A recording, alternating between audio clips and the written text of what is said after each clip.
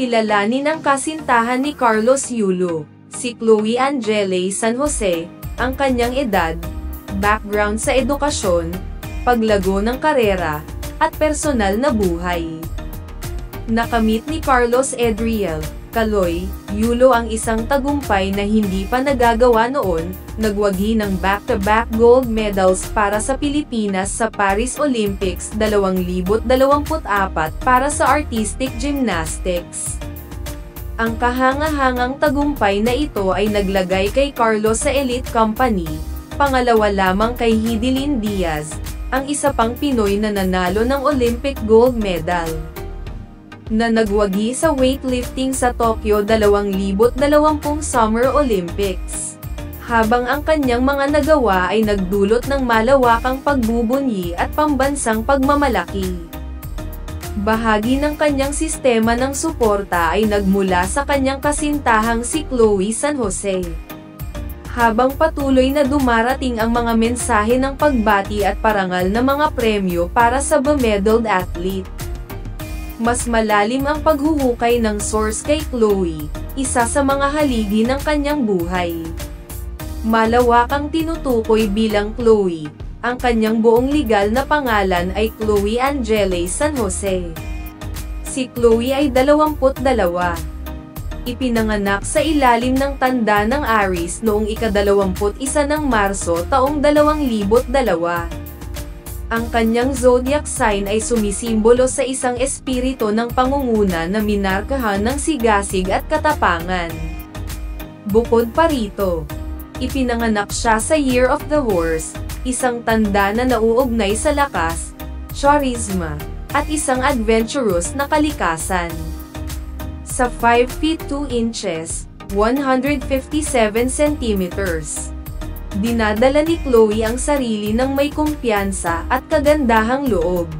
Mas matangkad siya kaysa sa kanyang nobyo na atleta, si Carlos, na may taas na 4 feet 11 inches, 150 centimeters.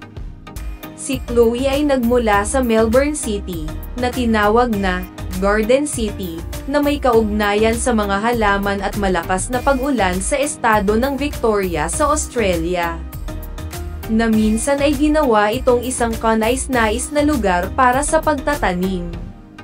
Nagsimula ang pang-edukasyon na paglalakbay ni Chloe sa Melbourne, kung saan natapos niya pareho ang kanyang elementarya at sekundaryang edukasyon.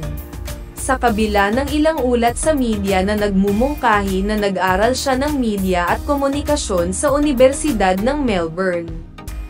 Nilinaw nina Chloe at Carlos sa isang panayam noong Hulyo taong 2022 na siya ay kumukuha ng degree sa nursing.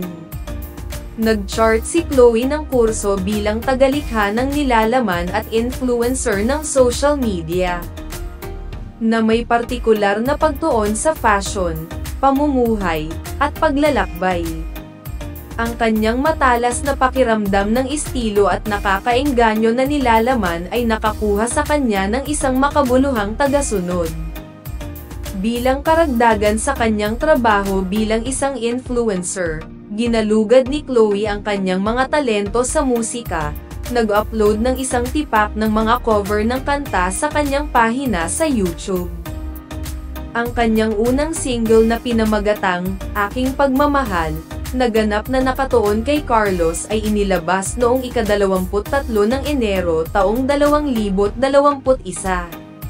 Matapos ang halos 2 taong pakikipag-date online, personal na nagkita sina Carlos at Chloe sa unang pagkakataon sa 31st Vietnam Southeast Asian Games noong 2021.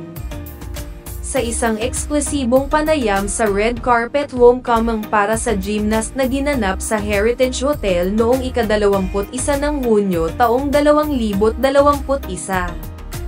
Ikinuwento ni Chloe kung paano nagsimula ang lahat sa pakikipag-ugnayan niya kay Carlos sa pamamagitan ng X, dating Twitter, at pagpapakilala sa sarili bilang fan. Nag-reach out po ako sa kanya na, "Oh, I'm a fan," kasi right after po yun ng 2019 SEA Games. So, a few months after SEA Games po, Tapos sabi ko, oh, parang I kinda remember a guy, Carlos Yulo. Tapos parang gusto ko siya kaibiganin, she told in an interview laughing. Sa nasabing homecoming event, na isa ring belated victory party para sa Philippine National Gymnastics teams. Ikinwento ni Chloe sa pep.ph kung gaano siya kabado sa paggawa ng karaoke number. Kinakabahan po ako more like kasi may mga nanonood po pero if I'm gonna sing to him na siya lang po. Then ayos lang po kasi palagi ko naman po siyang kinakantahan, she said. As it happened, after ng VIPs and members of the men's national gymnastics team turn on the mic, kumanta si Chloe ng sweet serenade para kay Carlo habang hawak ng mahigpit ang kamay niya. Ipinakita ng nooy 20 anyos na digital creator ang kanyang malalakas na boses sa kanyang pag-awit ng kantang, Ikaw Nga, ni Michael Pangilinan. Ginawang opisyal ni na Carlos at Chloe ang kanilang relasyon noong ika-29 ng Hunyo taong 2020. Malinaw na pareho silang comfortable sa kanilang long-distance relationship, LDR. Na pinatutunayan kung gaano ito mapapamahalaan sa mga nagpahayag ng hindi nararapat na pessimism tungkol sa LDR. Gaya ng sinabi ni Carlos sa parehong panayam sa homecoming event. Hindi naging isyu sa pagitan nila ang pagiging malayo sa isa't isa at kung paanong siya ay nagpapasalamat na nakatagpo ng isang maalalahanin na kasintahan.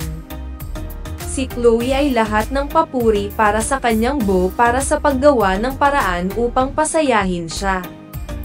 Ibinunyag ng Filipino-Australian YouTube vlogger na ang pagbibigay ng regalo ay tila love language ng national gymnast. Mahal, bilhan kita ng ganyan, ng ganito, she recounted. She also cited how malambing Carlos can get when they're together. As she said, Mahal, come here mahal, and nagtatouch po siya palagi. Matapos manalo si Carlos sa katatapos na Olympics. Pinagmamasdan ng mga netizens ang social media movement ng kanyang pamilya, partikular ang kanyang ina na si Angelica Paquiz Yulo. Sinasabi ng mga speculators na tinanggihan ni Angelica si Carlos noong nakaraan, kahit na ang mga kamakailang panayam ay nagdetalye ng ibang salaysay mula sa ina ng atleta. May mga nagpakalat din ng kwento ng paglustay ni Angelica sa mga kinita ni Carlos, nananatili itong hindi sinusuportahan ng ebidensya. On August 4, 2024, a day after Carlos clinched his first gold medal, Angelica brought out the friction between her and Carlos in the open on Bombo Radio. She revealed, ang naging mitya lang naman talaga ever since yung babae, Chloe, talaga. Lalong lumaki, ang hidwaan. Nagkaroon kasi ng training camp si Kaloy, palayaw ni Carlos, kasama ko yung asawa ko. Naghatid kami sa Terminal 3. Ang sabi nung coach niya, Tita, alam mo na ba ang nangyari? Sabi ko, no idea at all. Kasi hindi naman kami nag-uusap ni Kaloy eh. Pagdating pala dun. Ang sabi ni coach, pagdating ni Eldro at ng teammate niya, yung babae wala dun sa apartment niya. Nasa bahay na tinitirhan niya, Carlos, na binabayaran ng Japan Olympic Committee, na nire-reimburse ng PSC, Philippine Sports Commission, every end of the year. So, dapat bahay lang siya ng mga atleta, parang dorm. So, yung mga outsiders, dapat wala dun, especially yung walang kinalaman sa training. Pinakita ni Kaloy, tinanggap niya, sina Eldro at Miguel. Nandun yung malita ng mga bata, sa apartment. Sa tingin mo, yung anak ko, 15 years old, patutulugin ko sa para lang siyang studio type. Patutulugin ko yung anak ko na menor de edad kasama siya, Carlos, at yung babae, Chloe. Mahirap, Syempre mga lalaki, anything na mapatingin. Actually, ayun din yung sabi ni Coach. Na baka mapatingin si Miguel sa puwet dahil nakakalat, maging masama yung bata. Eldro is the younger brother of Kaloy. Angelica also clarified that she saw no issue with his son's relationship when it first unfolded.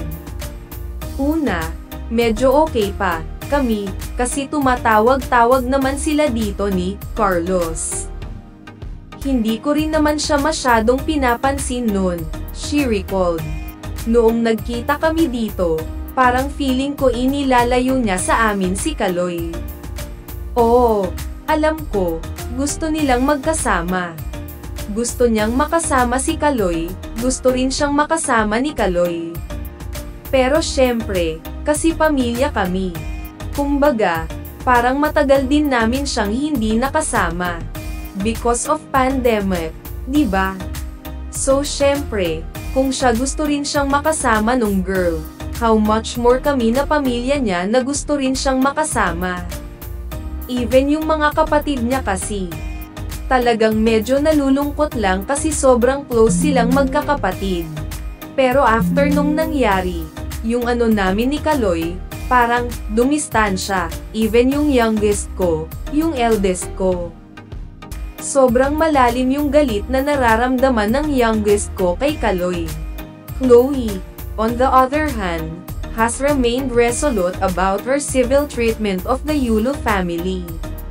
Later, on the same day of Angelica's Bombo Radio interview, Chloe published a Facebook post alluding to Angelica's alleged caption that downplayed his son's achievements. Chloe wrote, "Mother dear, I'm gonna hold your hand when I say this, pero wait ka lang, tapusin lang po namin yung vault finals, paki-on na your comment section po Di yung nagdi-delete ka pa plus of comsec, kiss emoji, Japan pa din talaga, lakas. But malakas din naman si Carlos Edriel Yulo, God is with him. Huwag kalimutan mag-like, comment, share at subscribe sa channel na ito for more showbiz updates. Maraming salamat sa panonood.